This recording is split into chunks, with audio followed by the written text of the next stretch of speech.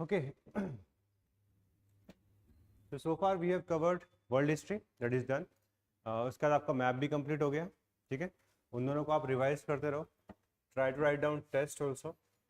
Now we are going to switch towards ancient India. ठीक है. Within ancient India there are two parts. The first, which we have already completed, that is map. Second now comes to the other theory questions. All right. My approach would be so that you're able to easily attempt two questions from ancient India. All right. That दो question हम आराम से कर पाए, उतना ही हमारा maximum built up रहता है. दो ही करने हमें eventually. Now for doing so, there are certain areas you can just write them down where all of you have to work very hard. Reason being, your marks are going to depend upon this. Okay. The first one is sources. Sources is one area which is going to be useful directly as well as indirectly.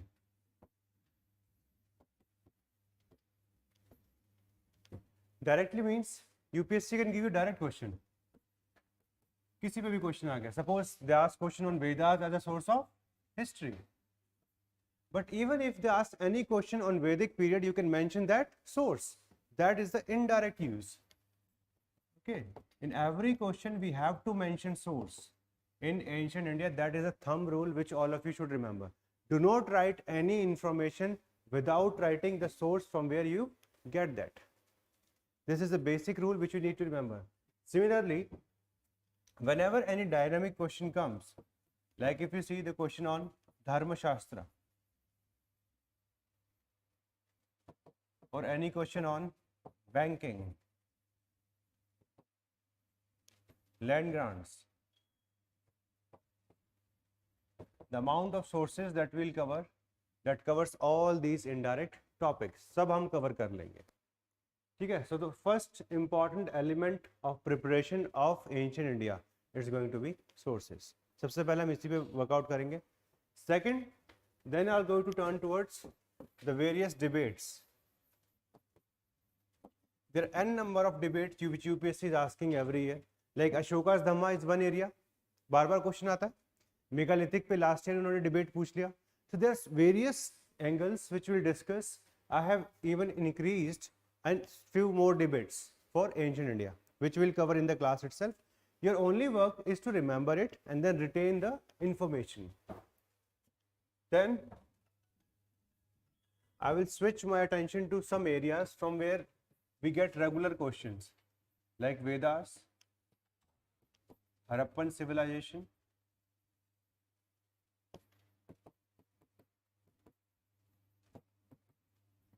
detailed study of Buddhism and Jainism,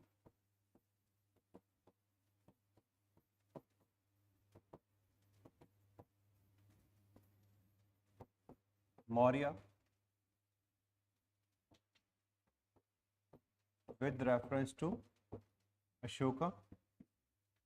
These are the pillars of your ancient syllabus. If these pillars are in order, you're going to get very good marks. हर साल एक question आता है हरप्पा से, and the major theme is either origin और decline, है ना. सबसे पहले इतना तो कर ले, उसके ऊपर तो परफेक्शन लेके आए. We should write answers on that. Same is with Vedas. Okay.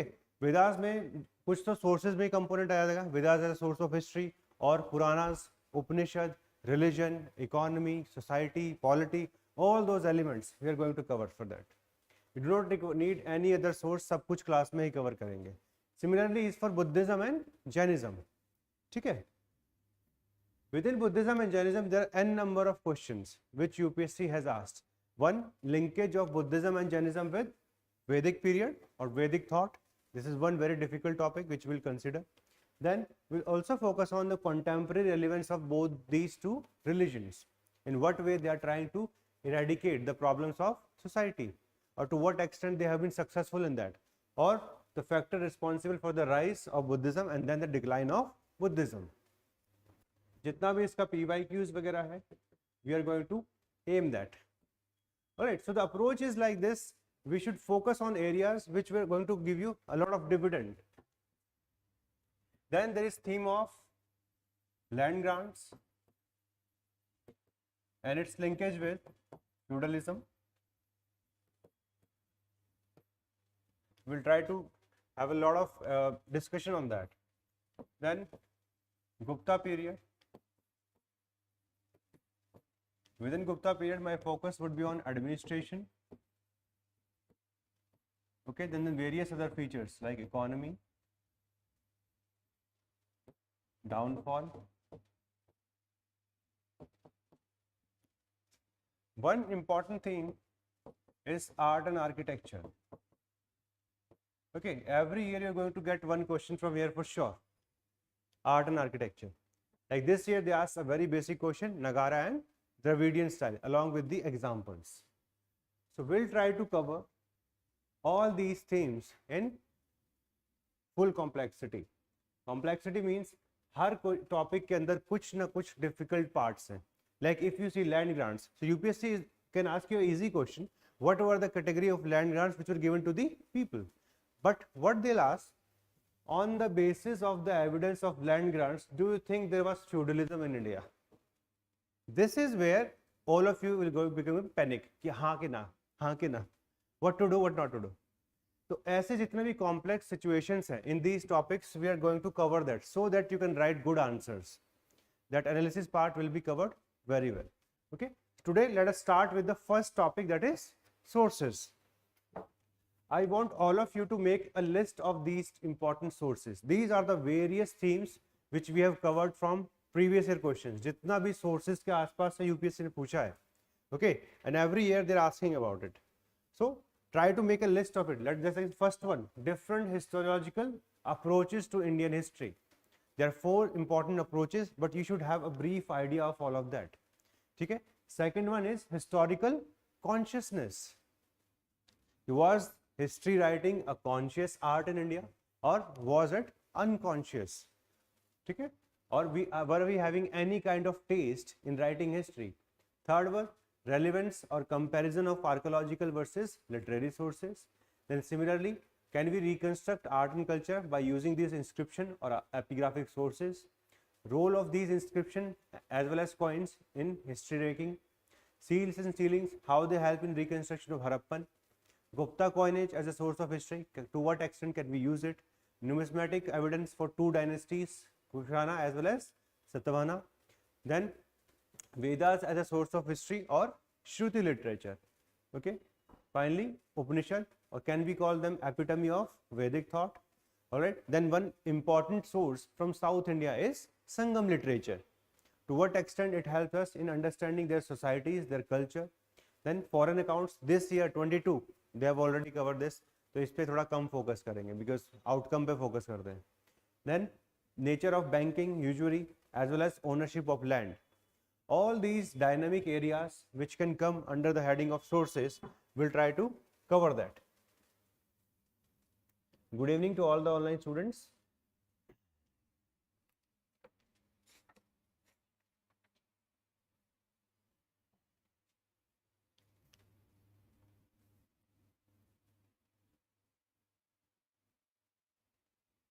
Okay, make a quick note of all this.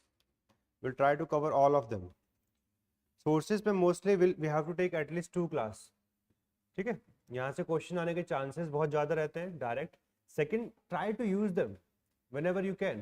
Like suppose any question comes with respect to Vedic period, you have to mention all those Vedas and how they provide the information. इसमें कुछ sources mentioned नहीं है, which also will cover, like Arthashastra will cover along with Mauryan history. Reason being, UPSC have not started asking few questions which becomes a bit difficult, okay, when they are asked in such a manner. Like you can say very easy example. One question is very easy, कि was Mauryan administration centralized or decentralized? Okay, you can have various viewpoints on that. But then UPSC says, tell us, was Mauryan administration centralized on the basis of only Arthashastra? Okay. So these are the various aspects which I want all of you to understand.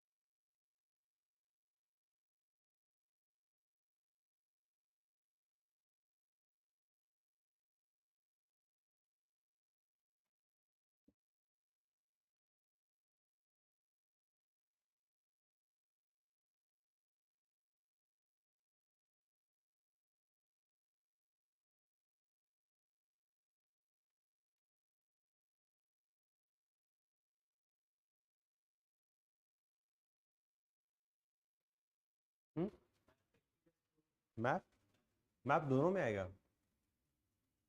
दोनों में आएगा।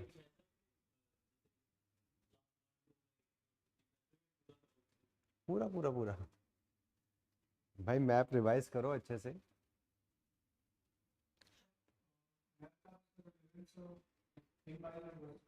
हाँ बिल्कुल होगा, discuss करेंगे कहाँ कहाँ क्या बना सकते हो।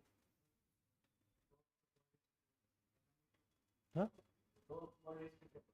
हाँ हाँ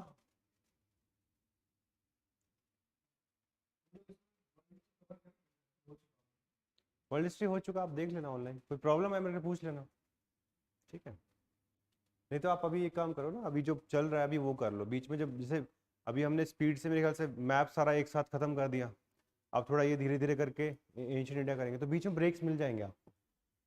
फाउंडेशन की तरह नहीं है कि मतलब फिर लाइन ही चलती रहती है पर वीक 5-6 क्लास, या तो आपका हफ्ते में 2-3 ही रहेगा। चले स्टार्ट करें। सबसे पहले all of you should understand one framework, that whenever we use any source, okay, for writing history, there are some elements which you are going to check. Wait, what are the problems which can be found in any source? The first one is with respect to the author of that source. Okay, is that author biased or unbiased? You have to have a very good clarity. Suppose a source, like you take the case of Vedas. What biasness do you think can come in Vedas? क्या biasness आ सकता है? Religious text is not a biasness. That's the feature of the text. Yes, Varna biasness can come because they are written from the perspective of Brahmanism. ठीक है? So whatever is written about the lower Varnas, that is going to be biased. Similarly, if you have Buddhist text, they are going to be biased against the other religions. ठीक है? Suppose if some text is written by Shudra, ठीक है? That person is going to stay biased against the other Varnas. So this is the one thing which we need to remember. Whatever may be the qualification of author or his ethnicity, it's going to create some level of biasness. Like we see Kalhana as one of the finest historian in ancient India, but he himself has some biasness, like the manner in which he is criticizing Queen Dida, that shows gender biasness, right? Similarly, the manner in which he is criticizing the Kayasthas, because he was a Brahman and the closest rivalry, it came from Kayasthas in terms of land grants. Okay, so whatever is the author, you have to see to what level of biasness is there, what level of unbiasedness is there. This is very important. Reason being, it can be used as a good source of history if the level of unbiasedness is very high. Okay, this is the first part of the framework. Second thing which is very important for any source, okay, that is the integrity of that source.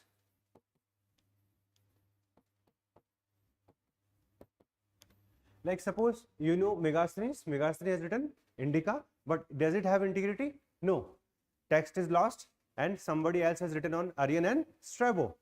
So we do not find it in one piece. Okay, so this can be one of the form which can affect integrity. Okay, similarly, other form which can affect the integrity is interpolation.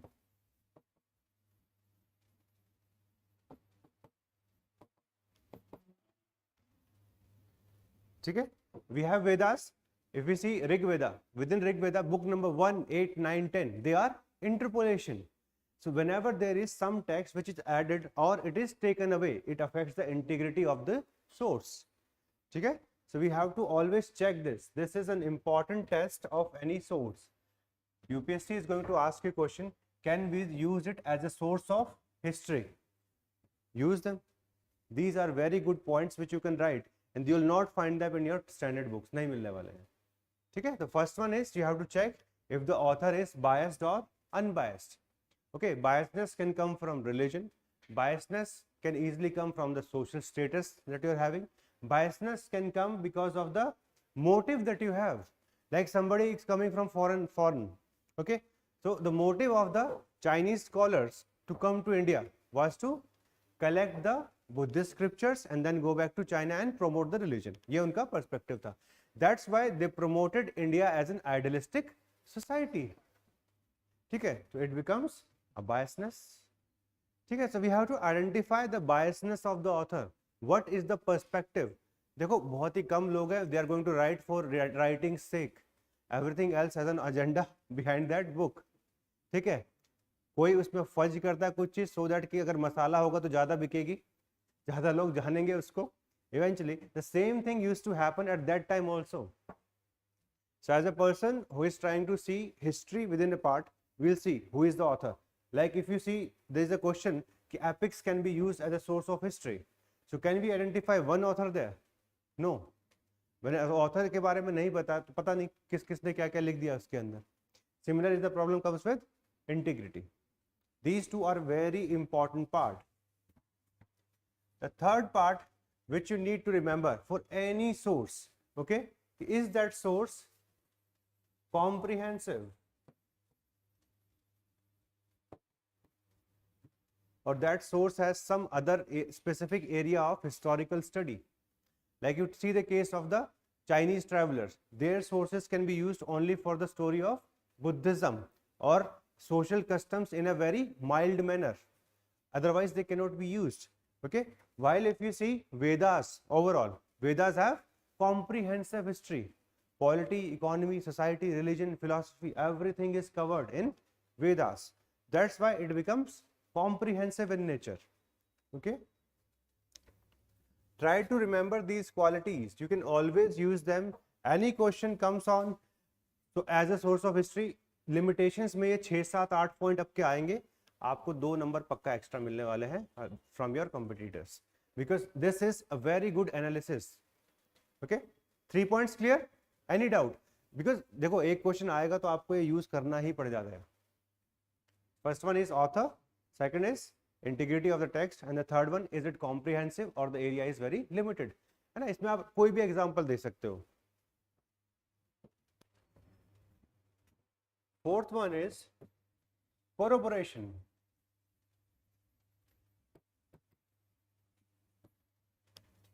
ठीक है, corroboration means is this text standalone or do we have any other evidence which can come and say okay both are correct. Like we see about Mauryan administration, we have Ashoka's inscriptions and along with Ashoka's inscription we also have Arthashastra. So it's easy to corroborate the Mauryan polity. But suppose if we have only one text, now this problem comes with Vedas. Vedas, they are literature, but we do not find any archaeological evidence. So there the corroboration is lacking. So whenever you use something as a source of history, so you mention, is it corroborated by any other source or not? Wherever we find less corroboration, this affects the authenticity. Authenticity of any source depends upon corroboration or validation from any other source. Yes, sir, correct. Brahman supremacy. ठीक है.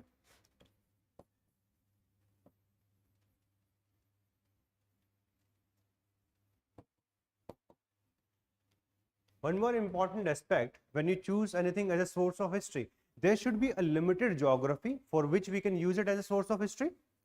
It should not be कि पूरे India के लिए बन जाएगा हर बार. It happens.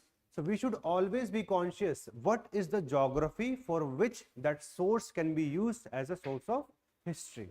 Like we see Vedic literature. Now Vedic literature, if we are talking about Rig Veda, eastern Afghanistan, Pakistan and northwestern part of India. This is the geography to which that source is going to provide you history. It's not for whole of India. So you have to mention when you evaluate as a source of history, this is a very important aspect of that. Similarly, if any source, like you see Megasthenes has provided information with respect to Patliputra. Okay? But can we say that this city administration was there in every city of India? No. He was an ambassador, must have stayed in Patliputra, मौज मस्ती किया, थोड़ा पता लगा हाँ 7-8 committee है, ये करते हैं वो करते हैं, went away. What else can you expect from an ambassador? Right? So we need to understand what is the limited geography. Similarly, there is one person, Cretaceous. He was from Iran. Okay, before Megasthenes, he has also written a book known as Indica. ठीक है, उसका नाम है Cretaceous.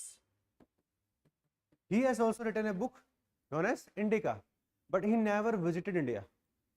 बाहर से बैठ के महाभारत लिख डाली, है ना, दूर से, कि हम तो दूर से ही बता देते हैं, पास जाने की जरूरत नहीं है. So such people have not even visited a geography. Same problem comes with Ibn Battuta. Ibn Battuta किसी से कहानी सुना कि हाँ ठीक है वहाँ ये है, और अपनी कहानी में लिख दिया मैं वहाँ गया था ये सब मिला मुझे, जब बेशक से दोस्त ने झूठ बोला हो. Okay, so geography is very important for which particular area you can use it as a source of history. Now one more thing which affects the usage as a source of history is that source indigenous or is that source foreign? कि वो foreign account है या फिर indigenous account है. Because in foreign accounts there are certain problems which are bound to come. अगर किसी ने खुद से इंडिया का लिखा है तो they understand that caste system prevails and the life revolves around it, है ना, at least in ancient India. Today may have been broken to some extent, but at that point of time it was very close to it. But suppose Megasthenes comes and he says there is no caste or 7 castes. Both are wrong. He says there is no slavery. He says there is no money lending. People are very frugal. But India में शादी के time देखो frugality दिखाते हैं हम, है ना, इतने बड़े बड़े लोन लेके शादी कर रहे थे, बाद में शादी के बाद चुका लेंगे, है 2 ट्रबल एक साथ. All right. So some people who will come from outside, they find it very difficult to understand Indian society. So those limitations will automatically become part of that source. Okay. So you need to understand whenever a foreigner comes, that person finds it very difficult to understand the language. Okay, language. Second, we have to also see on what basis that person is writing. Like all of you know about Al-Biruni. Al-Biruni just read all the other important texts, है ना, maximum क्या थे, they were Dharma Shastras, and uncritical reading of that he started writing his book Kitabul Hind. Okay, so what is the eventual source on which that person is depending for writing history? That is very important, right?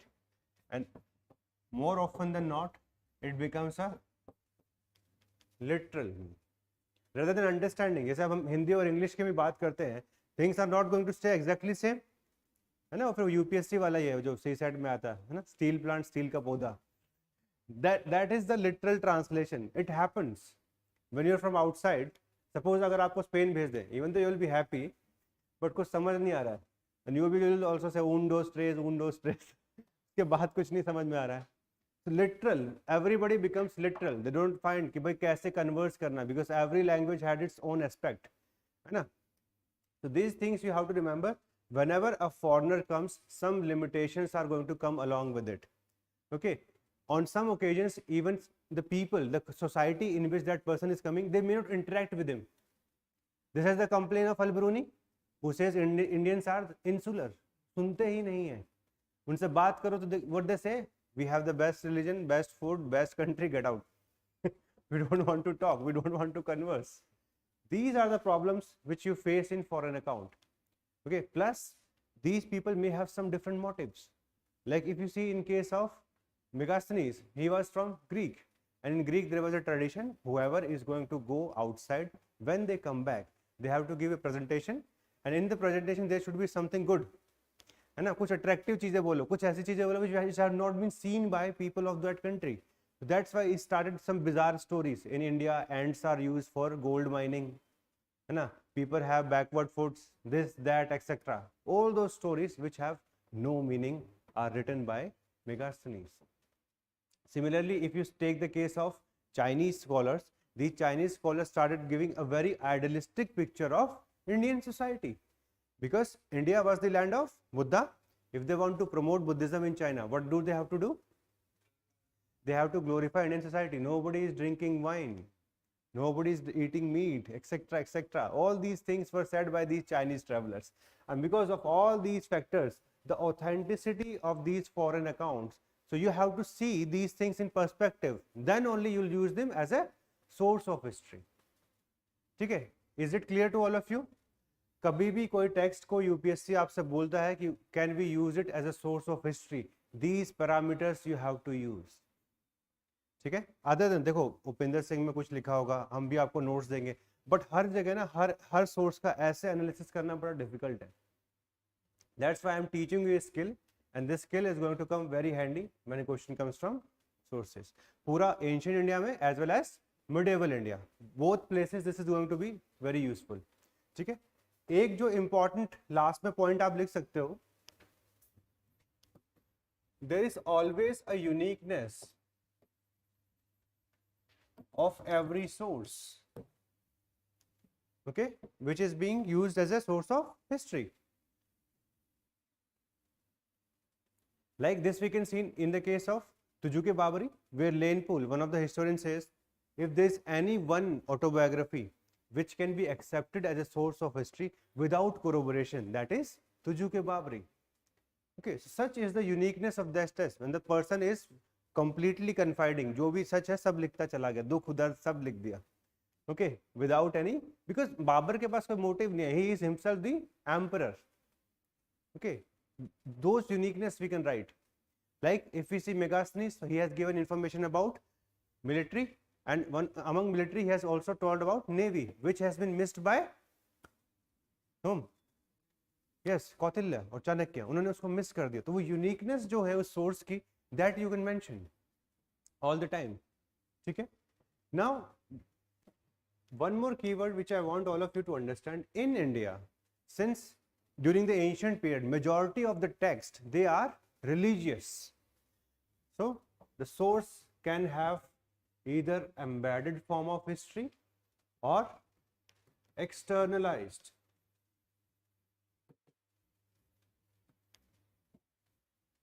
Embedded means religious information के बीच में दो चार जगह लिख दिया कि चलो इस प्लेस पे ये चल रहा था, एक बार देख लेना.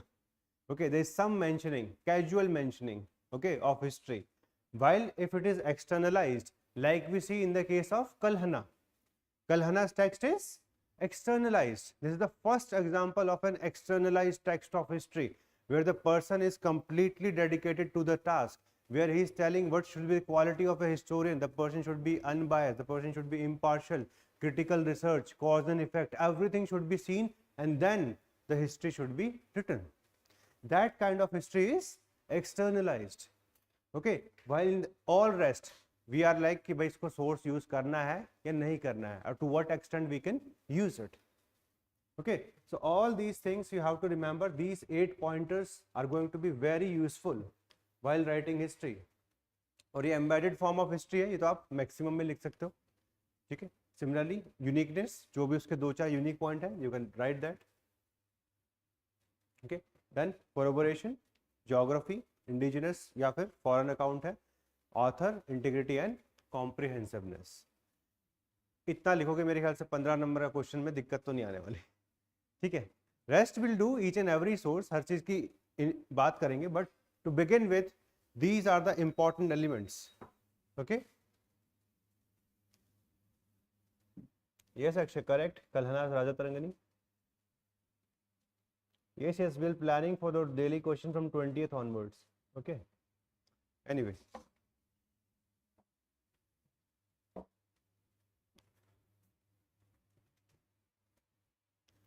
now this is one area where UPSC has not asked question for many years. What are the various approaches to understand Indian history? That does not mean कि इस पे कभी आएगा नहीं, आएगा तो एकदम से आ जाएगा. Then all of us will be like यार कुछ भी हो सकता है. So before that happening, let us just have a brief understanding कि in India how many approaches do we have with respect to historiography? 4, है ना? 4 important ones. Understand is like this. We have sources, okay, and we have history.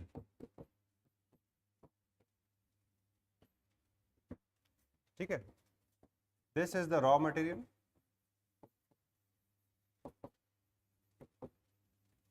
This is the product. In between there are certain processes, and all these processes, this art of writing history is known as historiography.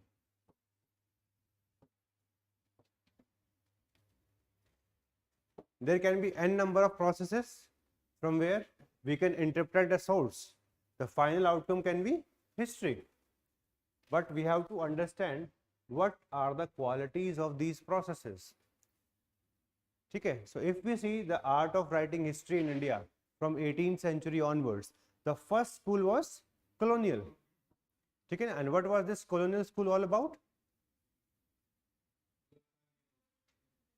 Huh? Yes, their main aim was to justify their rule, and for justifying that they have to glorify the West or their own civilization. Okay, that was the main perspective.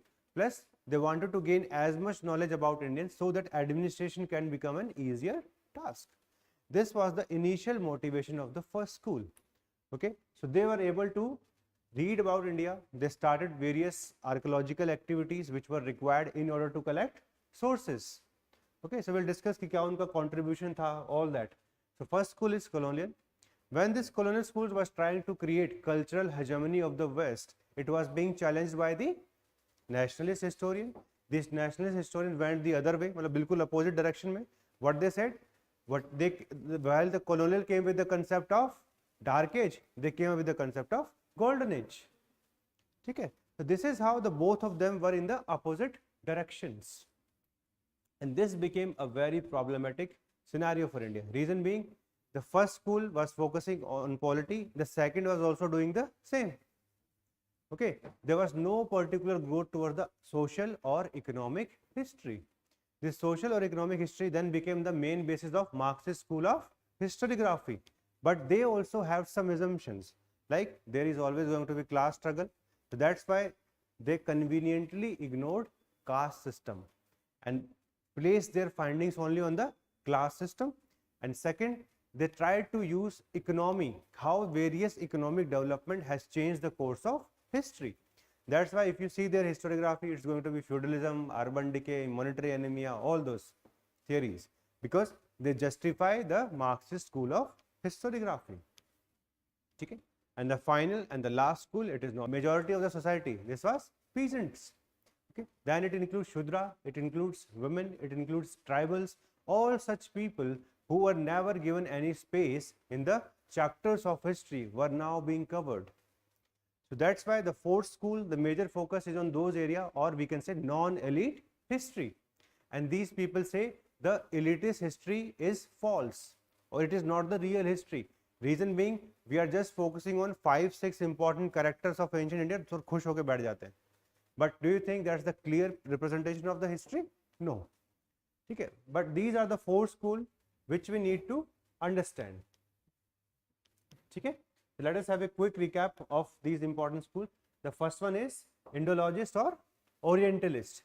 Okay. What did this Orientalist want? They wanted to understand Indian administration. They wanted to know more about India. Okay. So you can just write down their contribution. The contribution of the first school. What do you think is the contribution? Even though largely they were negatives, but there were certain positives also. What were those positives?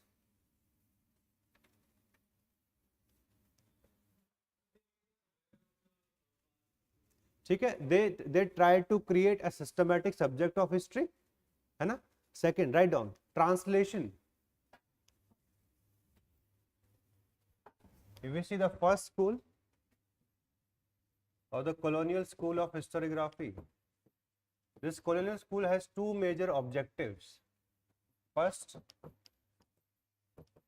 to understand about India, Indian customs, economy, etc., so that it can increase or improve the administration.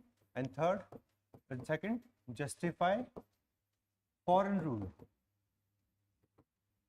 These were the two prime considerations while developing the Indian history. To know about people of India so that administration can be smooth, and second, they can justify the foreign rule. if we see their contribution,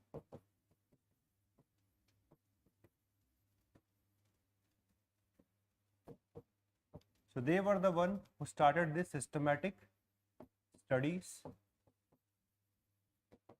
of Indian history, of Indian heritage. Second, they started the process of translation. As all of you know, Manusmriti, it was translated to the law of Gentoo people. Okay. Bhagavad Gita was translated. Indian culture, it was promoted outside. In Europe specifically. ठीक है.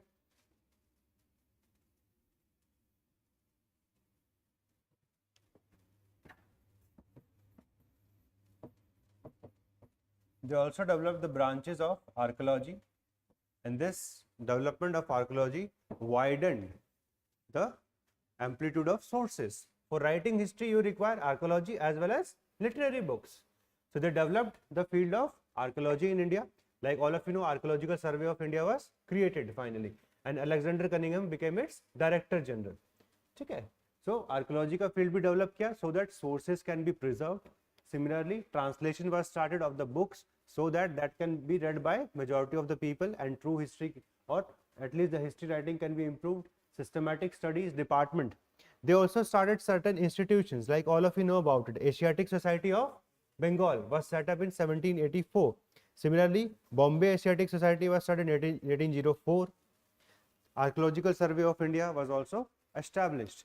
So these various institutions, okay, so institutions were developed so that Indian history can be created, or Indian history can be formulated. This was the contribution of the first school. Now we'll discuss what were the problems with this first school. क्या problematic areas थे, or the criticism in their works. The first major criticism, the manner in which they divided Indian history. Okay, how did they divide it? Hindu, Muslim, and British. So periodization of Indian history on the basis of religion. This was done without any specific parameter. Okay, this is criticized on two regards. One, using religion as a criteria, and second, if they were using religion, they should have put Christian rather than British. But they were not ready to share the spoils with other nations, because it was Britain which was able to capture India. That's why primarily the word British was used. This was first problem. Second, misinterpretation.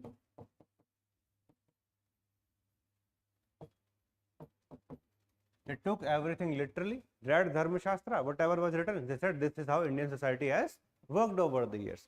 So they were not able to understand it. So misinterpretation was done on many parts.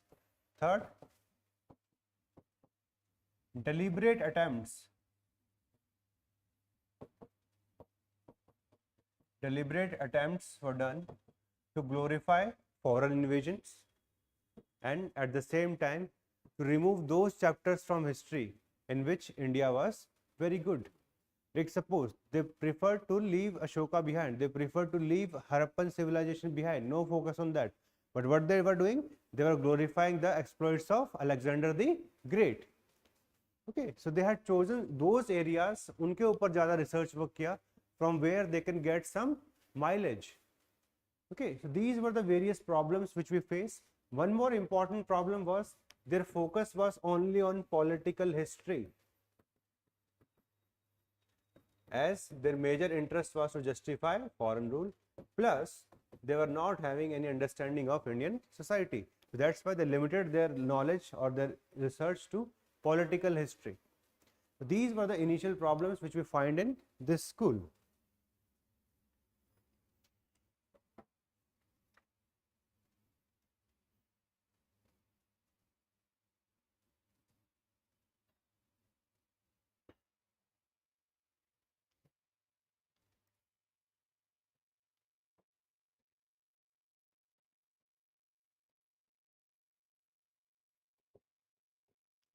Then we see the second, nationalist school.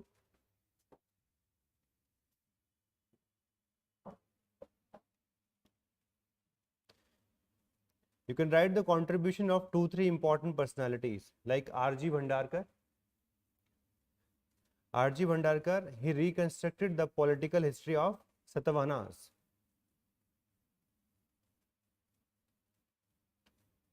R.G. Bhandarkar, the political history of Satavahanas.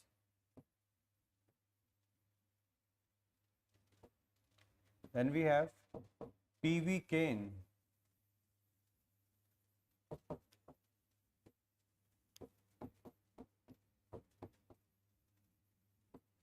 P.V. Kane, he did a systematic study of India's Dharma Shastra.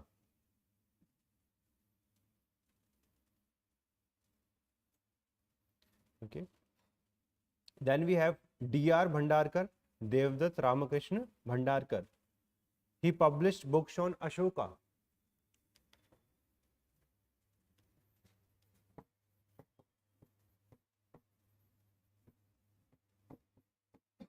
D.R.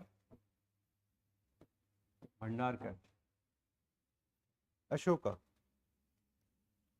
Okay.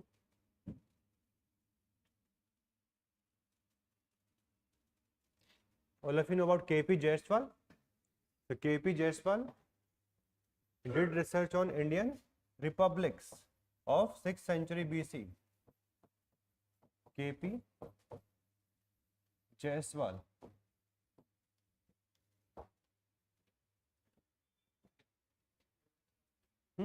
Nilkant Shastri, you can write history of Cholas. Okay. Nilkant Shastri did research on that. Nilkant Shastri also tried to understand the Brahmanical religion and was able to understand that Indian society during the earlier times, they were having harmony. It was not that it was a very, you can say, antagonistic society in which everybody is fighting. So he was able to understand the harmony within Indian society or early Indian history. So these are the important personalities of the nationalist school, and they were able to do research on various other topics. Okay, but some limitations remain.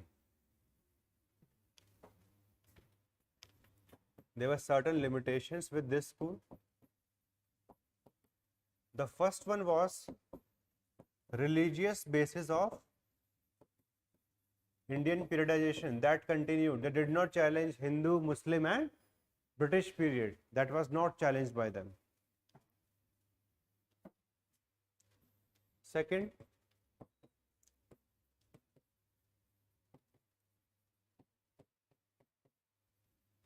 there was a tendency to glorify ancient India, and that affected, okay, or that created a kind of communal history where they were focusing more on ancient India and the medieval India was sidelined. Okay, and the advent of Turks, Islam, it was often considered as calamity and tragedy. These are the problems associated with the nationalist historiography or school. Third, they also did majority of the researches only in the political domain. Okay. Plus, in this case, there was some uncritical glorification, like you can see in case of Guptas, they came up with the concept of golden age, right? Like the 6th century, the research by K.P. Jaiswal, republics were considered even better than that of Athens. So that was a bit of uncritical. In political domain, we remained fixed to that, and there was glorification, okay, to counter the concept of dark age.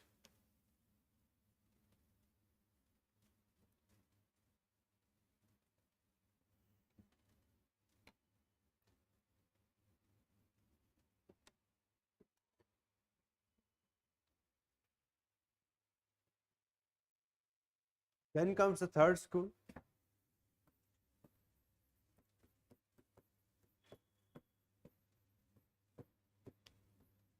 the Marxist school.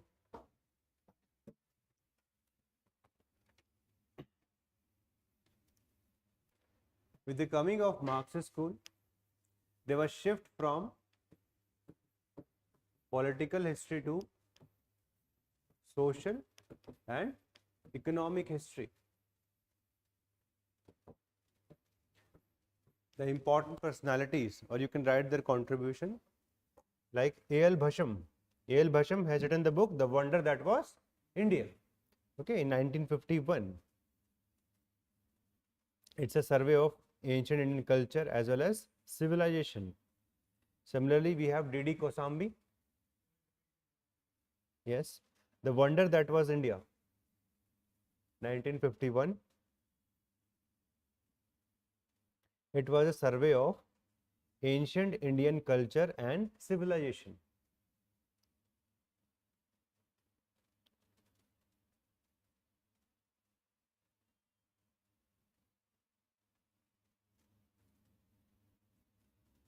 Second is D.D. Kosambi. He has written An Introduction to Study of Indian History, 1957. An Introduction to the Study of Indian History, 1957. D.D. Kosambi.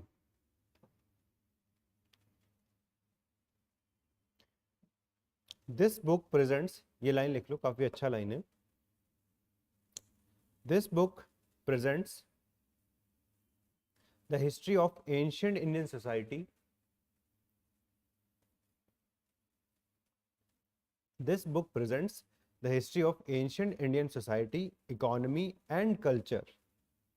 Ancient Indian society, economy and culture as an integral part of the history of ancient Indian society, economy and culture as an integral part of the development of the forces and relations of productions. Forces and relations of production.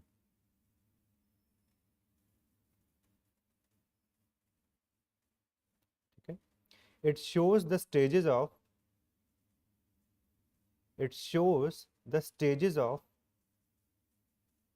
social and economic development. It shows the stages of social and economic development in terms of tribal and class processes. In terms of tribal and class processes.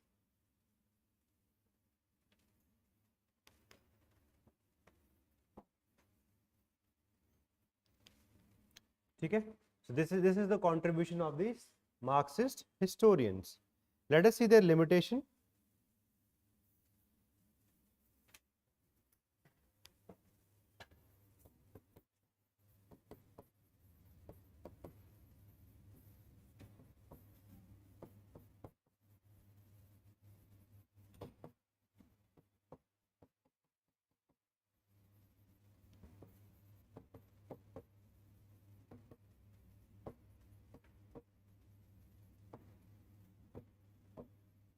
One of the biggest limitation of Marxist historian is import of unilinear historical models of the West.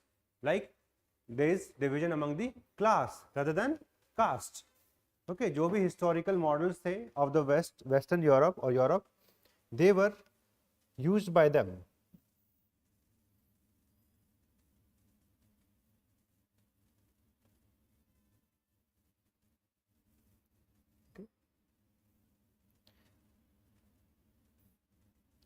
Second, they gave less preference to social stratification such as gender, caste,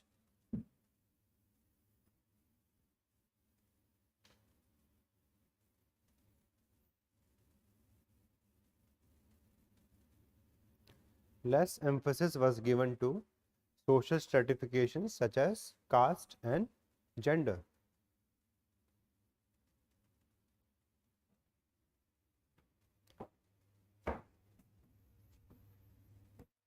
And the basic historical narrative the basic historical narrative remained text centric.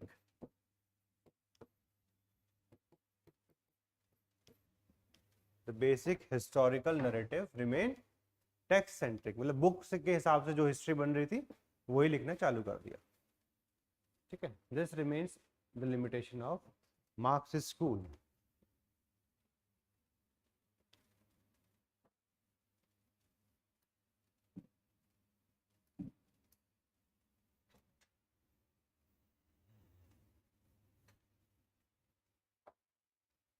Then finally comes the subaltern school.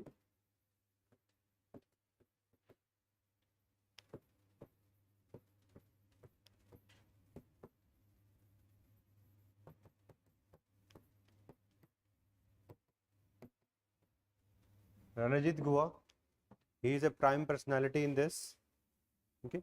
Initially, subaltern was a sub-school or branch within Marxist. Okay. Later on, it emerged as a major school, and their focus was on history from below.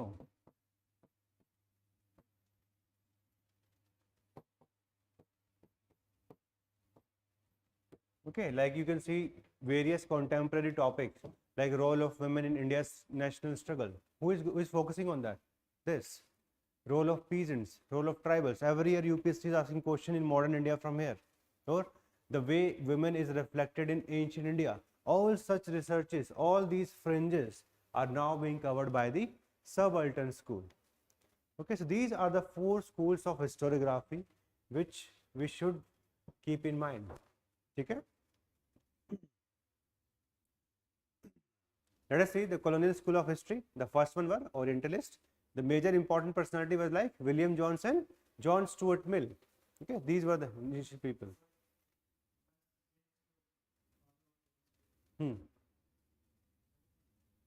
Yes, ठीक है. So see their biggest problem. The West depicts Indian society as stagnated and underdeveloped. Okay, and what is the litmus test of civilization that they have? Status of women. Since the status of women was not high in India, they consider it as static, as well as in a state of feudalism. The current school of this colonial historiography जो इसको cover करता है, that is Cambridge school. ठीक है, तो ये आज की डेट में जितना भी आपका मॉडर्न इंडिया में जब डिबेट्स पढ़ते हैं, there this becomes important. National schools में all this people we have already considered. Okay, master schools. Okay, and finally comes the subaltern school. In this, you can remember Gyan Prakash also. He is also an important personality. Okay. Yes. Same time. वहीं पे डाल. जैसे एक school के बारे में लिखा, contribution and then their criticism. Because every school is going to have one or the other criticism. जैसे कि अभी subaltern school का criticism कहाँ से आता है? जैसे there is lack of subaltern studies in subaltern school. Reason being, ठीक है, कि अगर आप किसी भी के ऊपर भी suppose if you say you're focusing on tribals, eventually among tribals also you focus on Birsa Munda. ठीक है, that person becomes an elite within the subaltern. So some historians say there is lack of subaltern studies in subaltern school. But somebody says कि even the elitists have subaltern past. ठीक है, अब सरदार वल्लभ भाई पटेल के, if you are reading about him, his father may not have been a very big figure. So why should we not study these elitists? They have subaltern past. So there are so many problematic things which happens in these schools.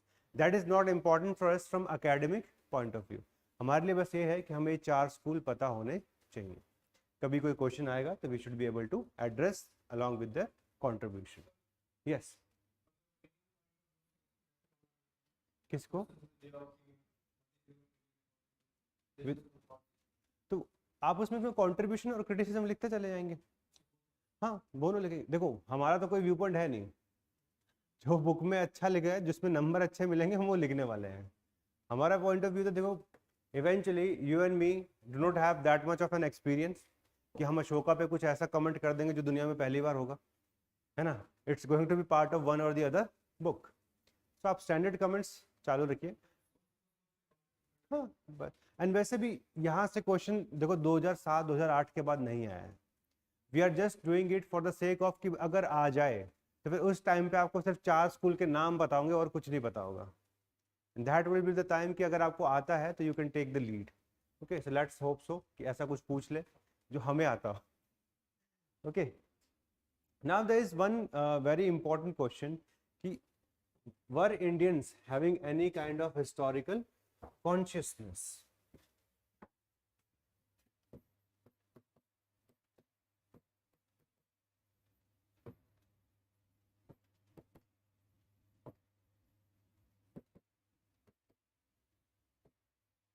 India has been criticized by the colonial school. Okay, they say Indians have no sense of history altogether.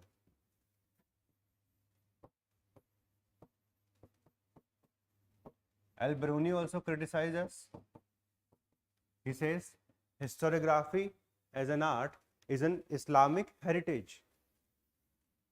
Okay, he says historiography as an art is an Islamic heritage. This is the comment of Al-Biruni. So because of these factors, we have this debate. Do we have historical consciousness or not?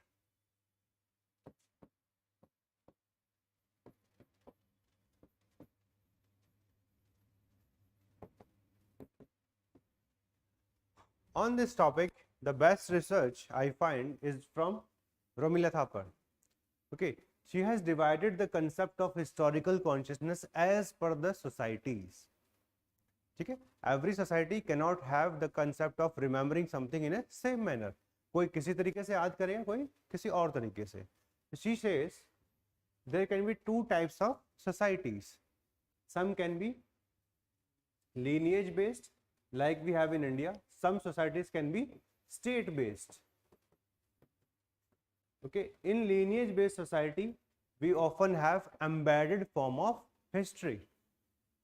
Okay, and in state based we have externalized form of history, where the history is as a specific subject is kept by the state itself. State के अपने records हैं. Such societies have very good records or externalized history. In societies like India, there is chaos, embedded, कि कहीं से कुछ भी मिल सकता है. So if you read any text, थोड़ा बहुत value इसमें आपको मिल जाएगा.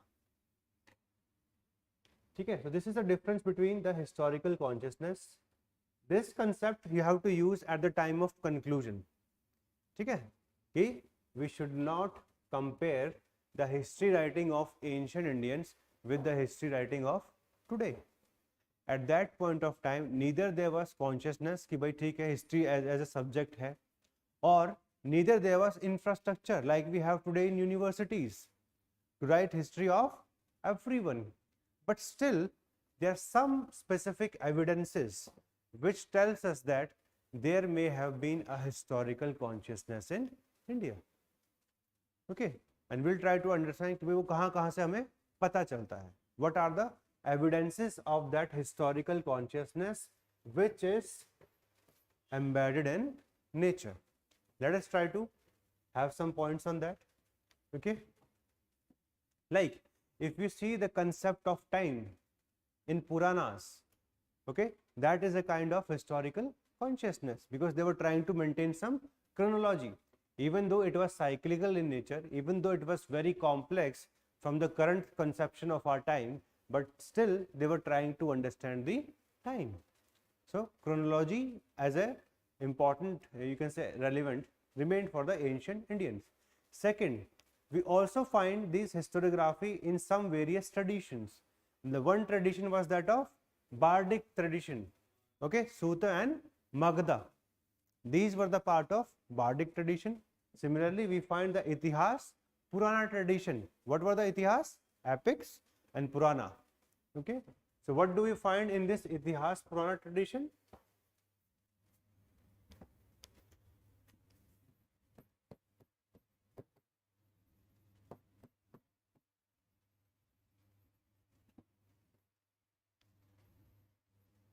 If we take, yes,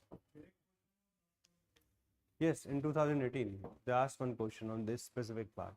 So if we see Puranas, we find some historicity, we find list of genealogy of various dynasties starting from the earliest rulers of Magadha all the way up to Gupta. So this shows that yes, we were trying to record the various kings of these dynasties. Okay. They have also specifically recorded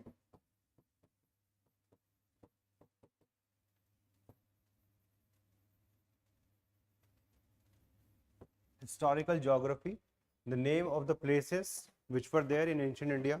Okay, all of that is specifically covered in this.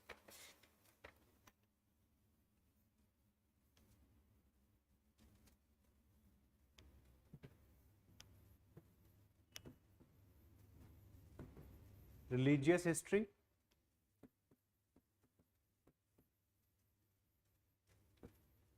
where we find the evolution of various cults, जितने भी Hinduism में है, that we find in the Purana tradition. Similarly, in this Itihas tradition, we have two epics, Ramayana plus Mahabharata.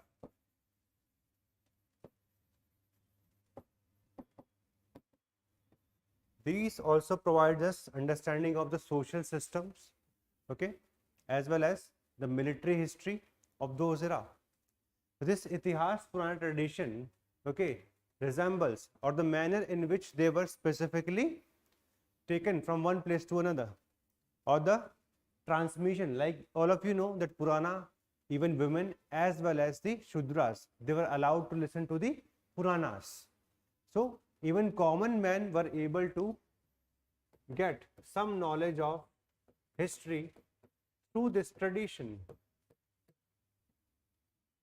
Okay, Vedic, all of you know that there were 4 varnas. The upper 3 varnas, they were known as Dvija born. All of them, they were allowed to have education, but it was not given to Shudras as well as women. Okay, for that specific purpose, since they were not having access to Vedas, this Itihas Purana tradition helped them in having a sense of history, but they were able to have that cultural information. Okay, so this also reflects a kind of historical tradition. Similarly, we have Shramanic tradition. What is this Shramanic tradition? Where these important personality left their houses like Buddha as well as Mahavira. Okay, they left and eventually they were able to create sects which turn into religions. So we find their biographies, okay, or known as hagiography. No? Hagiography or biography of the religious figures. That also provides a kind of historical consciousness in ancient Indians. Okay, then specifically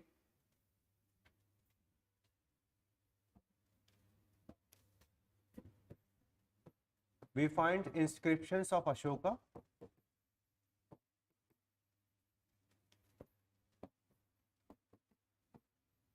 we find system of biography like that of Harshcharita. Okay, all these are the elements of historical consciousness where they were trying to preserve history of those times one way or the other.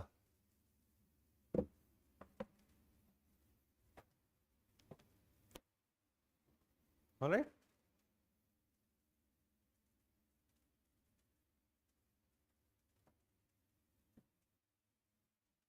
Because of all these factors,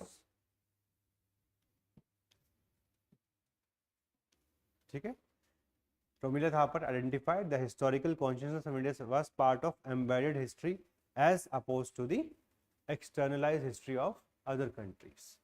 Okay, we do not have a very neat history as a subject during ancient India. It was merged with religion. It was merged with other important epics. So this tradition, historical consciousness was there, but as a specific subject, okay, it was not there. Even though if you see when Hun Sen, etc., they came to India, They said every city had records, but we do not find those records. हम बोलते हैं कि हर किसी ने history के records बनाया हुआ है, we do not know.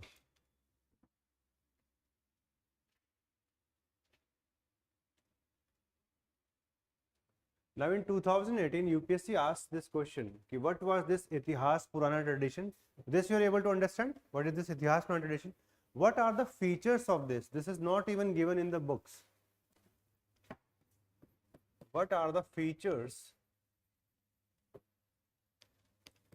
of Itihas Purana tradition?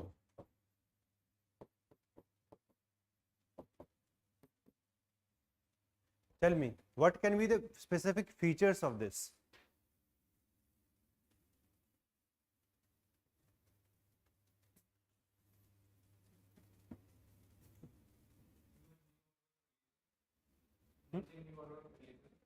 No, not an order. So, if we see the features, first of all, it was intricately linked with the religion. This was an important impact, okay? It was intricately linked to the religion. It was the part of embedded form of history.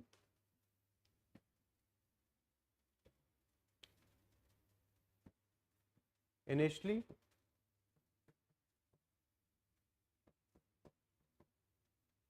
it was part of oral tradition, like when Magda, etc., they used to remember the stories or the history in the courts, and eventually it was penned down during the Gupta period in 4th, 5th centuries, where the epics as well as the Puranas, they got their final shape.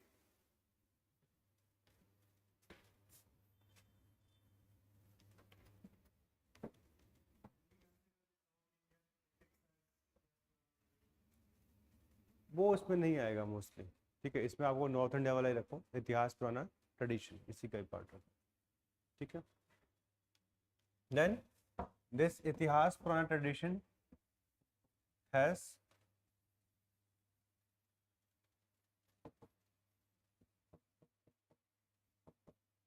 internal chronological layers. Like if you see Ramayana, Ramayana is not one story.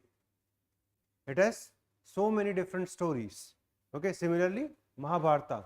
So within those epics, you're going to find internal chronological layers, where so many stories stretched along for thousands of years, they have become part of one specific tradition.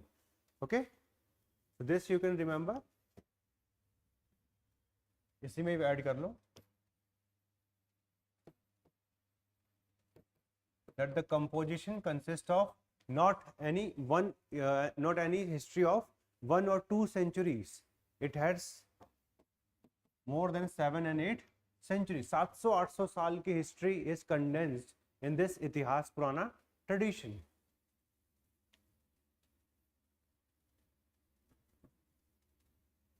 And we find internal chronological layers. Then this Itihas Purana tradition is not written by any one author.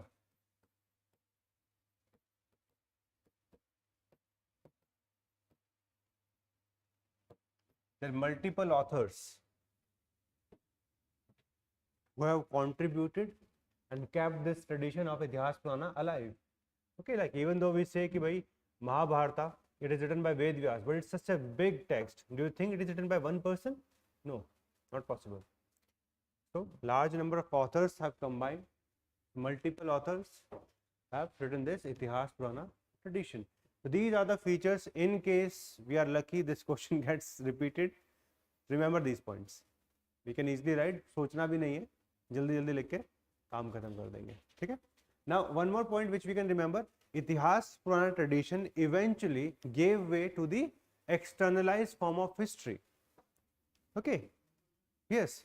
This Itihas Purana tradition eventually gave way to the externalized form of history, and Kalhana's Raja Tarangani is a reflection of the same. It was evolutionary in nature. It was not it was static. Okay, it remained dynamic, and by the end of the ancient India, we see the development of externalized form of history, and Kalhana's Rajatangani, that is the reflection of the same.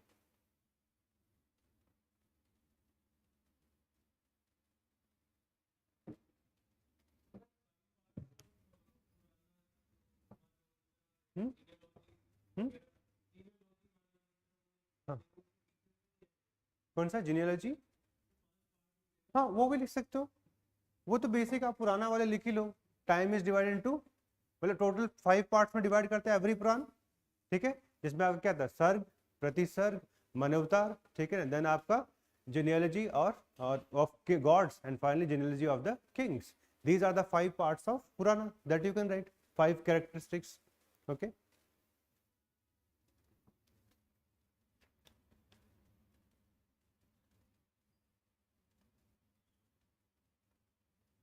So Akshay, there used to be the bardic tradition includes Suta and Magdas. Okay. Suta and Magdas. The role used to be to remember the local history. बस यही काम था, court में बैठो और याद कर लो जो चल रहा है. And this was the question asked by UPSC in prelims 2016. What were these Sudas and Magdas all about? So this was a bardic tradition. Okay. Since history writing was not something a professional art, तो इनको ये provide कर रखा था कि आप story समझ लो, याद कर लो, कि कोई पूछेगा तो बताना पड़ेगा बाद में. ठीक है. So this was this bardic tradition all about.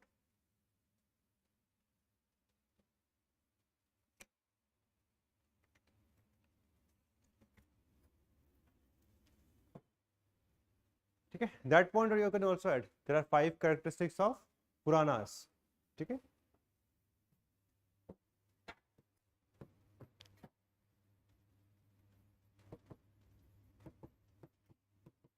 Five characteristics of every Puran. Will talk about Sarg, creation, Pratisarg or recreation,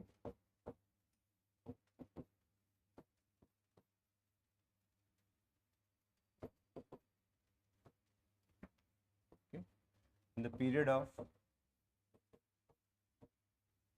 Manus or the lawgivers,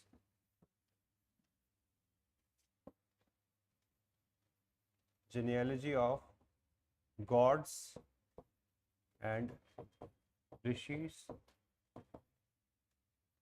and finally genealogy of kings.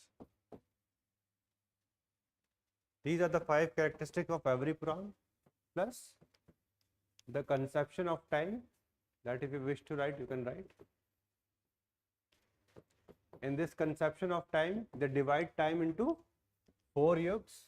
Okay, they are Krita, then Treta, Dwapara, and finally is Kali Yuga. The first Krita Yuga is also known as Satyug. These are the way they divide. So these 4 yugs, when they combine, it becomes a Mahayug. Okay.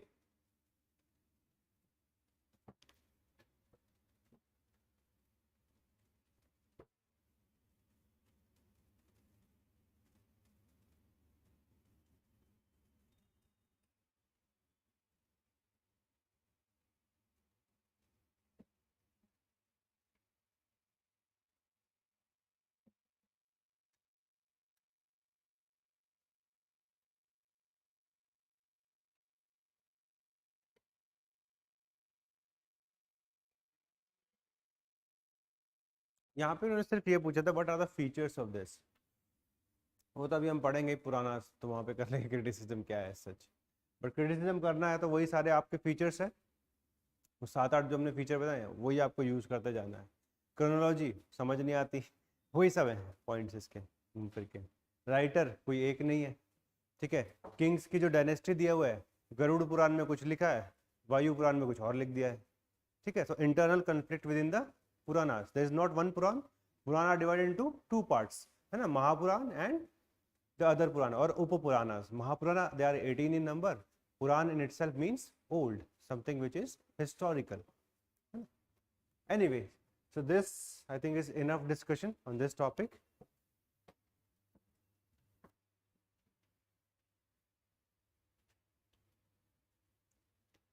Okay. Now if you see your syllabus, the syllabus divides the overall sources into two parts. On the one hand we have literary sources, on the other side we have archaeological. This is a very basic diagram, you can use anywhere. Then within sources, you see under literary sources we have indigenous sources as well as foreign sources. Indigenous sources, they can be differentiated on the basis of language: Sanskrit, Pali, Prakrit, Tamil. Okay. If we see foreign, we have three categories of travelers: Greek, Chinese, and then Arabic. Okay. In archaeological, you will find coins, inscription, and structural remains, or you can even add monuments. Monuments is one area where UPSC has not asked any question, so you can expect any question from there. Okay. If you see the overall sources, this is just for the sake of basic information. They are important for reconstruction of the past, help rewrite history in a more comprehensive manner, corroboration, broadens our understanding, and finally helps in filling the missing gaps. So this you can make any one specific box anywhere. कभी कोई question आ जाए directly sources पे, 4 page है, समझ में नहीं आ रहा कहाँ कैसे भरें, ठीक है. This is where you can use this 4-5 points. आप इसको लिख लो, ठीक है, सिर्फ की वर्ड्स लिख लो. Like first one reconstruction, okay, second में comprehensive, corroboration, broadens understanding, and fills the missing gaps. These are the basic characteristics of sources or importance of that.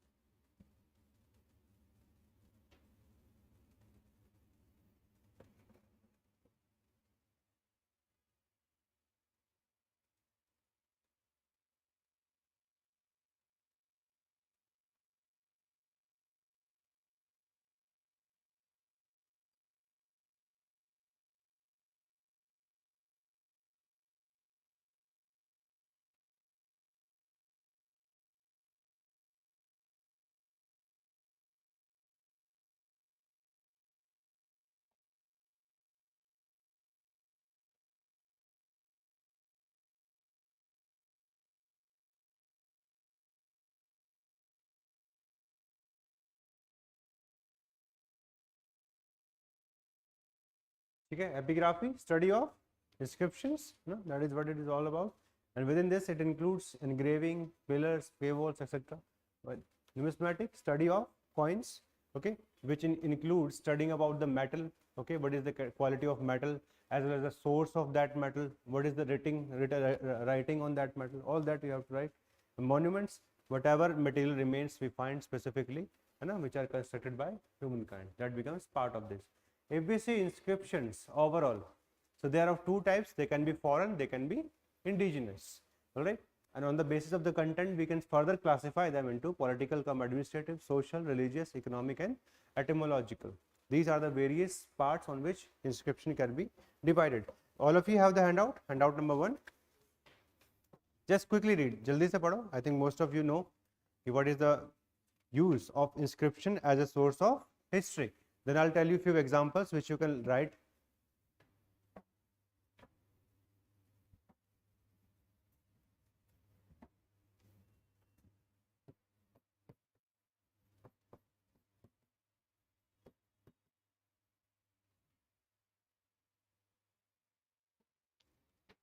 Look, a question is now overdue from inscription, coins, and monuments. These three. इन तीनों को अच्छे से कर लो. Let's see lottery कहाँ लगती है. These three, because foreign account से आ गया, अब नहीं आने वाला है. 2014 के बाद 22 में आया, ठीक है, उसकी कुंडली खत्म. अब हमें उन टॉपिक्स को देखना है जहाँ से आने की प्रोबेबिलिटी है. ठीक है, कॉइन्स इज वन, जहाँ मुझे लग रहा है कि भाई आना चाहिए question. Monuments is one more area, बिल्कुल नहीं पूछा यूपीएससी ने अभी तक. बट इंस्क्रिप्शंस, ठीक है, जल्दी से पढ़ लो इसका, इसमें बहुत ज़्यादा कुछ डिफिकल्ट है नहीं. It's very easy and straight forward.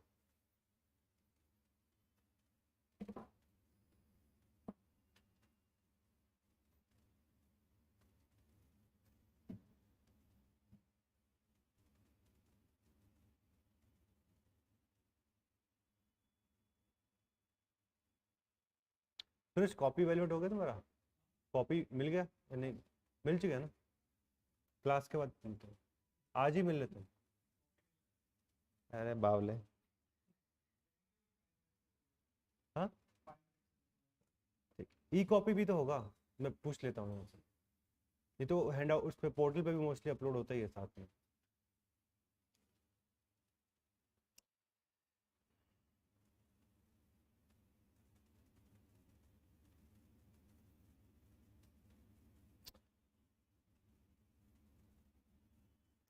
जल्दी जल्दी टेस्ट लिखो, है ना। One important thing which you need to consider, जैसे वो जैन आएगा थोड़ा थोड़ा दिमाग पीटी की तरफ निकल लेगा। कोशिश करो next 1.5 month utilise for your optional to the maximum extent. जितना टेस्ट लिखना है जल्दी जल्दी लिखो। ऐसा नहीं होना चाहिए कि एडमिशन से पहले सारा सर एश्योरेंस ले लेते हो, ये होगा ना, ये होगा ना, ये भी होगा ना, और बाद में सर मैं लिखूंगा नहीं बस। ये नहीं करना है। We are ready to help you, but आपको पहले you have to help your self.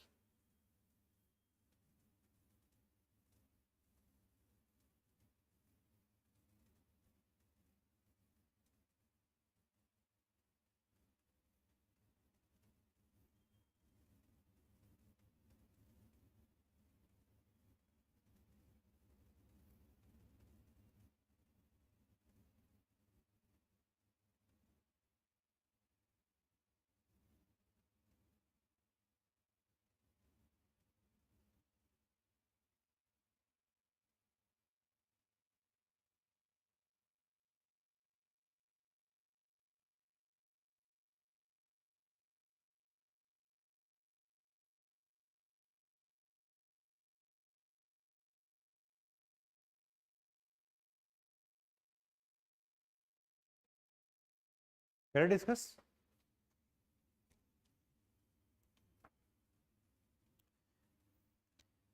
So it can very well be used as a political history. ठीक है, क्या क्या हो गया पॉलिटिकल हिस्ट्री में? Examples,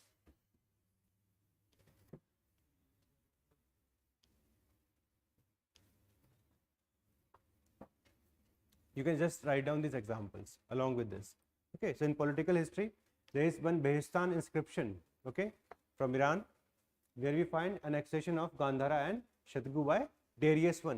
Before Ashoka, Iranian inscriptions have also specifically mentioned India. So these inscriptions, so this is the example जो थोड़ा सा books में नहीं मिलता जल्दी से, तो इसको use कर लेना कि how this helps provide information about political cum administrative structure. Similarly, Uttarameru inscription of Parantika first, local self-governance, easy. Rudradaman, okay, repair of Sudarshan Lake. Pulkesin second, military history of Harshvardhana, right? How Harshvardhana was defeated by Pulkesin second, and Samudragupta on his conquest and coronation. So all these provide information with respect to political cum administrative inscription. Similarly, you can have the Bhittari inscription of Skandagupta, which talks about the manner in which Parandatta, he was made the governor of Saurashtra region, okay, when they were fighting with the Hunas. So you have to have these examples, tips पे होना चाहिए. Map वाला में हमने list बनाया था ना important inscription का, वही है ये घूम फिर के.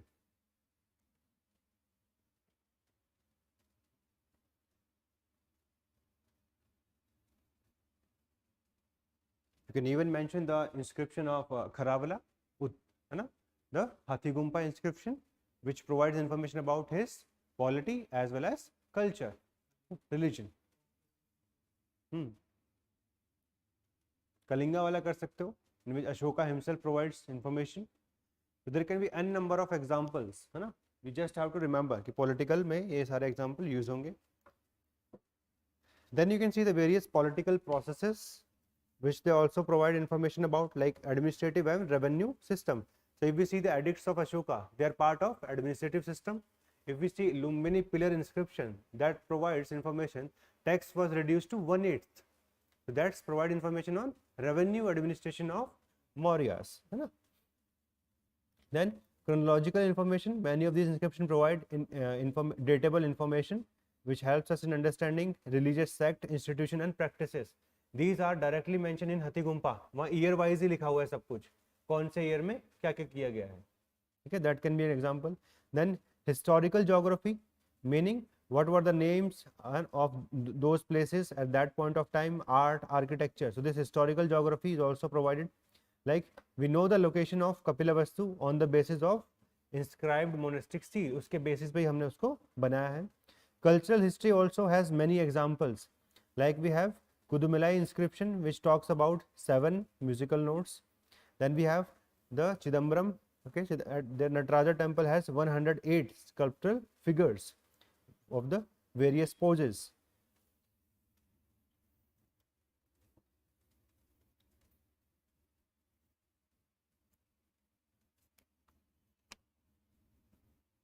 A question comes in 2017 which says that art and culture is reflected to far more extent than the political history in epigraphy. So what do you think? मतलब हाँ, आर्ट एंड कल्चर में आपने सारे पॉइंट्स दे दिए, ठीक है, then polity वाले लिख दिया, उसके बाद अरे लिख दिया कल्चर, आगे तो चलो क्या वही तो पूछा है. सिर्फ अगर सिंपल ये पूछा आर्ट एंड कल्चर क्या है, पॉलिटी क्या है, तो सब लिख लेंगे, there is not a problem with respect to that. अरे फिर ग्रे एरियाज मत लिखो जहां से नंबर नहीं आते हैं, बैलेंस कुछ नहीं होता है. आप लिमिटेशंस देखो सारी इसकी, सीधे limitations. The first limitation, it's a happen chance event. मिला तो मिला, नहीं तो नहीं मिला. Inscription had that problem, similarly with coins. But let us see the problems which you are going to face when you use it as a part of political history. See the first problem, utilizing patrons, है ना, ये problem आएगी when you use it for political. So that's why the question was reflect, meaning जो reflect किया हुआ है वो सच है या फिर नहीं है, ये problem है political history में. Cultural history में ज़्यादा दिक्कत नहीं आएगा, political history में जरूर आएगा. See the next one, conflicted genealogy. Okay, so all of you understand है ना, इसकी Ramagupta, he is not mentioned in the genealogy of Guptas, है ना. The reason being he was ready to give in his wife, but at that time Chandragupta servant killed him. That's why he is considered as a blot in Gupta history, and similar, that's why he is not present in that inscription. Next you see conflicting claims, है ना. So Gujra Pratyahara inscription says King Vatsaraja conquered whole of Karnataka. Rashtrakuta kings in counter claim said he defeated Vatsaraja and ruled over Karnataka. अब कर्नाटका में कौन rule कर रहा था? How to know that? There are conflicting claims which we find in these inscriptions. Okay, so that's why cross verification is very much required in case of political history. ठीक है? This is what UPSC, देखो पूछने का तरीका होता है, और उन्होंने इस तरीके से पूछ लिया कि हाँ प्रेजेंट दोनों हैं, जो आप कहते हैं बैलेंस है, दोनों हैं, but in case of polity large number of limitation. हाँ, कल्चरल में इजी है relatively. Okay, and one more important part of that is there are inscription which provides both political as well as cultural history. Can we give examples of that? वो एक अलग dimension बन जाएगा इसका. Like खरावेला वाला हाथीगुम्पा inscription दोनों provide करता है. Similarly, if you see the Lumbini pillar, it commemorates the going there of Ashoka at that same time. It recognizes it at the place of Buddha's origin or birth, and similarly reduces the text. तो ऐसा नहीं है कि these two are working in opposite direction. Both gets reflected, but problem is when it comes to political power, everybody lies. So those limitations come clean in case of inscription. And this Prashruti is the most important part of it, be it with respect to Allahabad pillar or it belongs to a whole. Okay, because they are written down by none other than their own ministers. Okay, so remember that perspective. The majority of the limitation in case of inscription you will find in case of polity. Now let us see some more important inscription like Samudragupta Iran inscription talks about Sati, okay, in 510. Then Skandagupta Bhittari inscription, this also describes erection of pillar, construction of temple with statue of Lord Sharangi or Vishnu. Heliodorus pillar also we have Heliodorus, right? That economic Mathura stone pillar, okay, chief who deposited money as Akshanivi to guild of floor millers. Okay, similarly we have Mandsaur inscription which provides about the movement of guilds of silk weavers from Gujarat to MP. थोड़ा याद करो ये सब कहानियाँ. हाँ, these are important. Similarly you find Harshvardhan's Banskhera copper plate inscription in which he donated some of the villages to the Brahmanas and they were tax free. है ना, तो टैक्स के बारे में बात किया. But similarly here he also provides his signature कि मेरा ऑटोग्राफ लेते जाओ. Banskhera inscription is famous for this. Such questions can come in prelims. Then religious inscription में again the Bogzagoi inscription which includes the initial 4 deities of Vedas. है ना, all of us know there were 2 important books, Vedas in India and Avesta in Iran. Some of the gods they are similar, the root words are same. Here you find Hathigumpa, Karavala, same. Etymological inscription in which the name of the personality is specifically identified. All of us know about Maski and Magdiraj and how they are able to identify Ashoka. So they provide information with respect to this. यहाँ पे 3-4 inscription है in which the name is given. Kanganahalli is there, Maski is there, Gujjara is there. All 3 places you find his name. ठीक है? So inscriptions they provide diverse information. Examples we have plenty. I don't think there is going to be any problem. But the question का जो demand है उसके ऊपर ध्यान देना बहुत जरूरी है. आंख बंद करके आंसर नहीं लिखना फिर बोलोगे मार्क्स नहीं आया. मार्क्स तो तब आएगा ना जब क्वेश्चन का डिमांड समझोगे और बैलेंस नहीं करना है. It's not about balance, it's about understand करो कि मतलब देखो हमेशा आपसे सीधा क्वेश्चन नहीं पूछा जाएगा. जैसे बहुत आसान क्वेश्चन भी आए हैं कि constructing ancient Indian history is incomplete without inscription. कुछ भी नहीं, कुछ भी लिखो कि इंस्क्रिप्शन से बहुत हिस्ट्री पता चलता है, political, economic, cultural, open ended question. इनमें कुछ ज़्यादा सोचने का जरूरत है ही नहीं. बाद में लिमिटेशंस लिख दो कि हाँ जब हिस्ट्री राइटिंग करोगे तो there will also be limitations, तो उसमें तो बस नोट्स को छाप देना है वापस सीधा.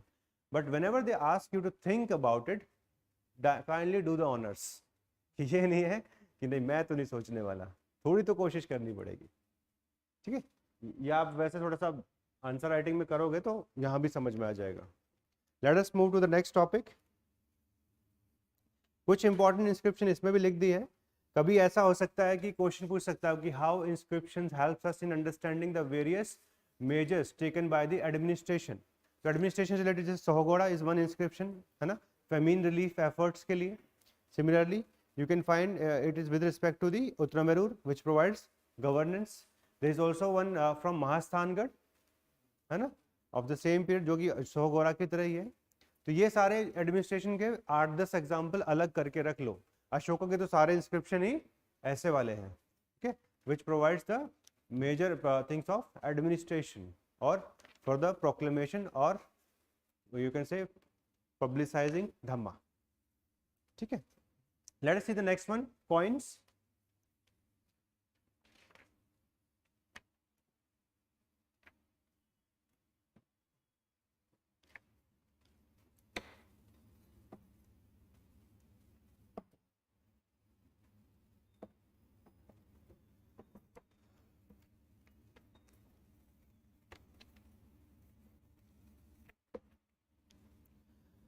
जल्दी से पढ़ लो एक बार. What are the various positives of coin using it as a source of history?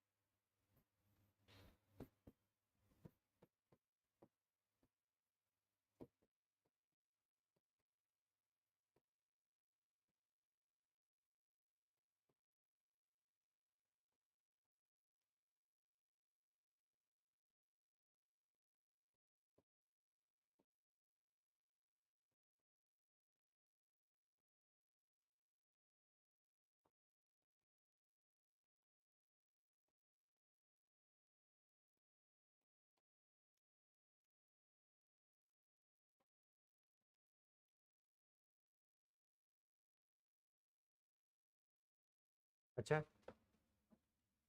ऐसा क्वेश्चन आ सकता है ना?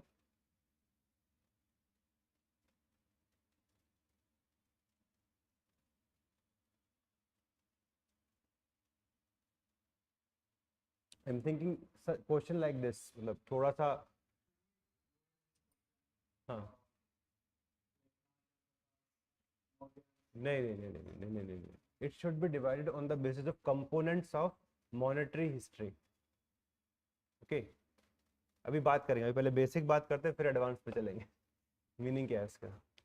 चलो जल्दी से देखो, I think all of you already understand this. Determination of chronology, okay, how this helps in chronology?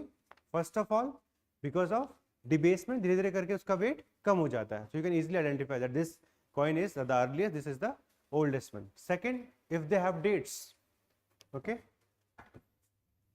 if they have dates they can easily be identified. Then see monetary history. So what all is included in monetary history? First of all, analysis of production and circulation of coinage, okay, then monetary value attached to coins. Second, frequency and volume of issues, ठीक है. It is an important aspect of history of exchange and trade. Like we see, if the decline in gold coins of Guptas, it can be linked with the decline of trade with Rome. Okay, so this can easily tell. अभी इसको define करेंगे. Then trade and commerce. If you see Satavahanas, their coins have the symbol of ship, which specifically points towards the maritime trade. Okay. Then you see the political setup. Some of the non-monarchical polity or republics, okay, like Yodhyas as well as Malavas, they are only known by their coins. These coins are very important for these specific setup, political setups. Next, reflect political changes, okay, like initially we had 16 Mahajanpadas, but with the period of time, in the next 3 centuries, we see the creation of Magadhan Empire. So all those coins, they were changed by Magadhan type coins, which show there is change of polity. Next, you can see territorial extent. In many of the cases, we can use coin for ensuring what is the territorial extent of that empire.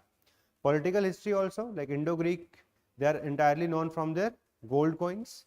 Similarly, there are other specific dynasties, Kushans, Satavahanas. They also require information to be extracted from coinage. They also help in connecting the various dots. Okay, like King Chandragupta first, he is married to Lichavi Francis. Okay, similarly Ramagupta is specifically not given in the inscription, so with the help of his coins we are able to find him. Then cultural developments like gold coins of Yupa type as well as Liris type, Veena type, jitne different type ke coins hain, they also help us in understanding that. Linguistic development, ठीक है, Prakrit, Sanskrit, all of this is in their coins. The development of linguistic can also be seen. Finally, religious development, like we find on the coins of Kushans, we find Balram as well, we find Krishna as well. Then Iranian deities, we find Indian deities. So many deities can be found on the coins of Kushans, so which shows that these people were eclectic or they were having religious toleration. Okay, so these are the various important things which you can remember with respect to the coins. Okay, then quickly see the history of coinage. It starts with punch marked coins in 6th to 5th century BC. These were of 4 types, 4 categories of coins were there. Takshila Gandhara type, which was heavyweight standard and single punch. Second, Koshla, heavyweight, multiple punch. Then Avanti, lightweight, single punch, and Magadhan, lightweight standard and multiple punch. If a question can come, जो एक question मुझे और लग रहा है, which can come, review the monetary or review the numismatic of ancient India. So there you can use this value added information as it is. Okay, you can just write down the question. Review the numismatic of ancient India or review the numismatic history of ancient India. This is the overall history which you need to remember.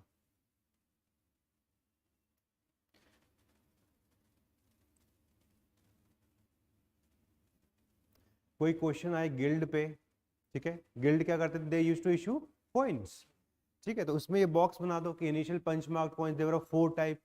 इतना भी याद ना रहे तो कोई बात नहीं ना कि लाइट कौन है हैवी कौन सा है, कम से कम सिंगल पंच डबल पंच के हिसाब से याद कर लो. तक्षशिला और Avanti they are single punch Koshla and Magda, they are double punch. जैसे मर्जी or multiple punch. Then you can see Indo-Greeks, they were the first one to come up with die-struck coins. Okay, they were the mostly of silver. All right. Eventually, they were the first one to issue the gold coins. All right.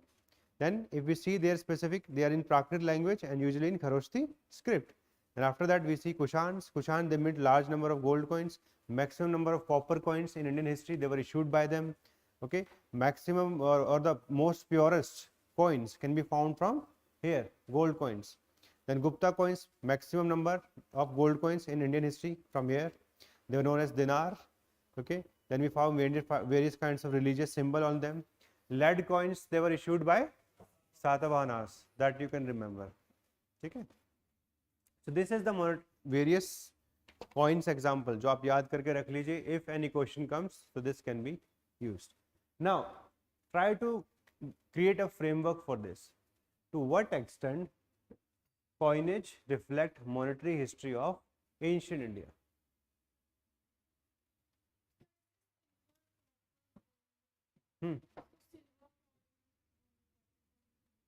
नहीं. Monetary is a big word.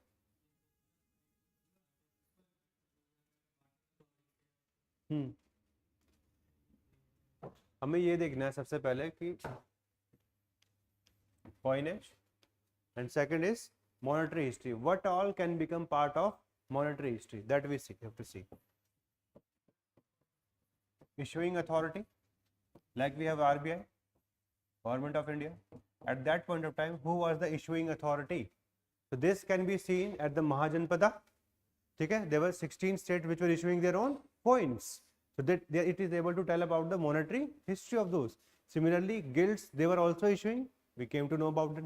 Some city administration were also issuing coins. So it is able to tell us about the issuing authority.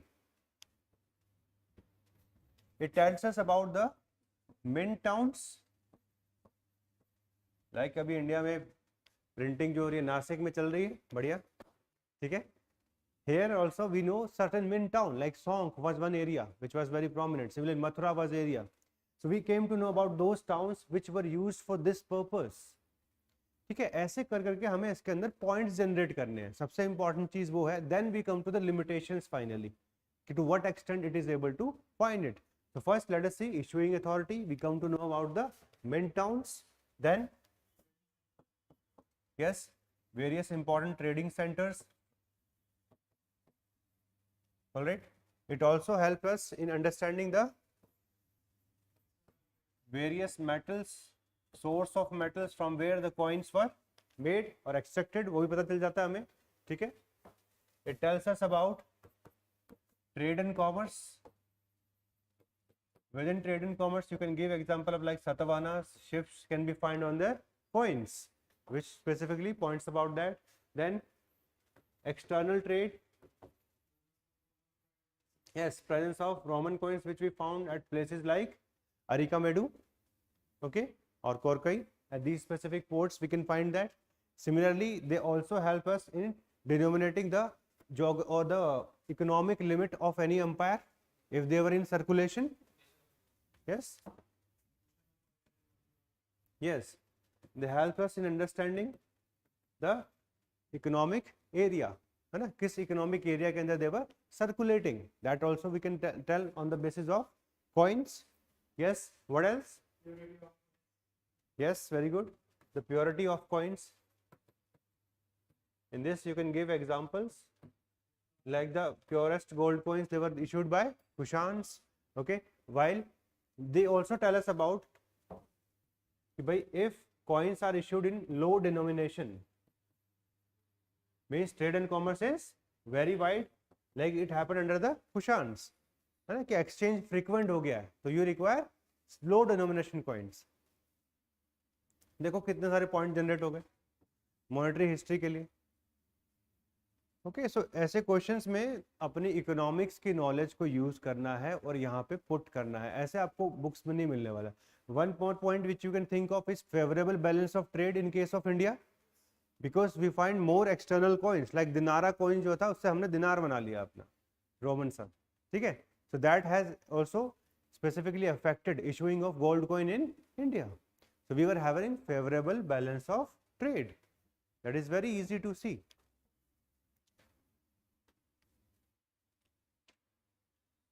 अगर basic question आता है how can coins be use as a source of history, तो कुछ भी लिखो, political, economic, cultural, जो मन में आ लिख सकते हो. अगर स्पेसिफिकली मॉनेटरी हिस्ट्री पे आता है तो you have to stick to the specific dimensions. Okay, but at the same time tell me what can be the limitations.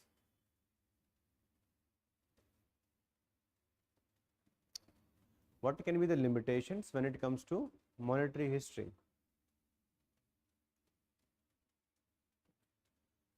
Like initial जो पंच मार्क्ड कॉइन्स थे, ठीक है, उन पे ना अथॉरिटी का नाम होता था, ना डेट होती थी, ना कुछ, तो पता लगा पाना it's difficult. Okay, similarly when you से purity, because if there is more purity you think that it is going to have more prosperity, but it is not always so. Sometimes there can be even shortage of metals which can increase impurity in the coinage. This happened during the time of Muhammad bin Tughlaq when he was forced to issue token currency when there was shortage of silver. Okay, so that becomes a limitation of monetary history. Then one limitation can be happen chance event. कभी मिलता है, कभी नहीं मिलता है. Whatever history we formulate on the basis of coin is on the basis of what we have found. Okay, while we are creating the economic boundaries on the basis of coins, that also has limitations, right? अब India coin कहीं पे मिल जाएगा China के अंदर, तो China was under the control of India, that we can not से.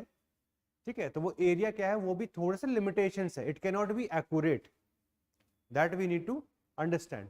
सो when it comes to monetary history, these are the positives, those are the negatives. Okay, one more problem, it cannot tell us about, it tells us about the favorable balance of trade, but it cannot tell what was traded. Import export थोड़ा ना लिखा हुआ coin के ऊपर, ये तो बस बता सकता है हाँ अपने यहाँ ज्यादा आ रहा है, फायदा अपने को हो रहा है, but it cannot tell us about import and export. So when we say monetary history, तो सारी चीजें उसके अंदर डाल दो. ठीक है, ये सारे पॉइंट्स आपको याद करके रखने हैं, इसको आप नोट कर लो. If any such question comes, this unique point should come in your answer.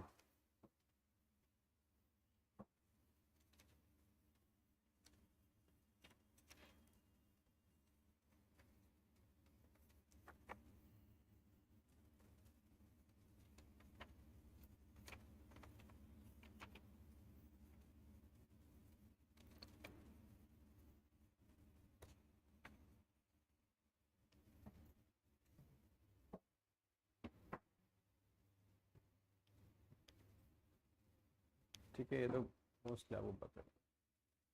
So initially we had punchmark coins, they were normally made of silver, है ना, मैक्सिमम सिल्वर थे, थोड़ा बहुत कॉपर था. फॉर प्रीलिम्स ये आप याद कर लेना, लार्जली इन क्वाड्रिलेटरल शेप, है ना, and came around 6th century BC, issued by merchants, cities as well as the Mahajanpadas.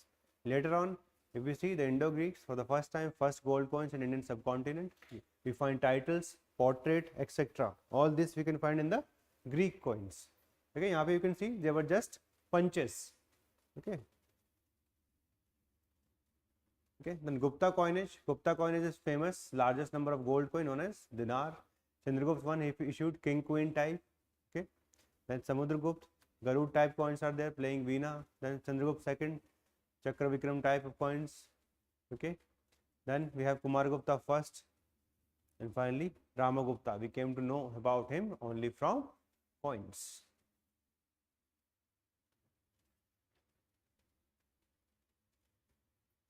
चलो बाकी फिर नेक्स्ट क्लास में करते हैं.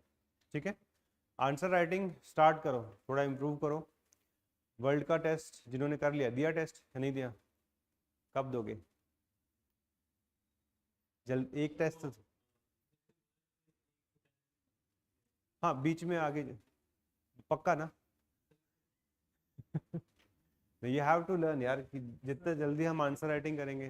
हाँ हाँ हाँ, ओके.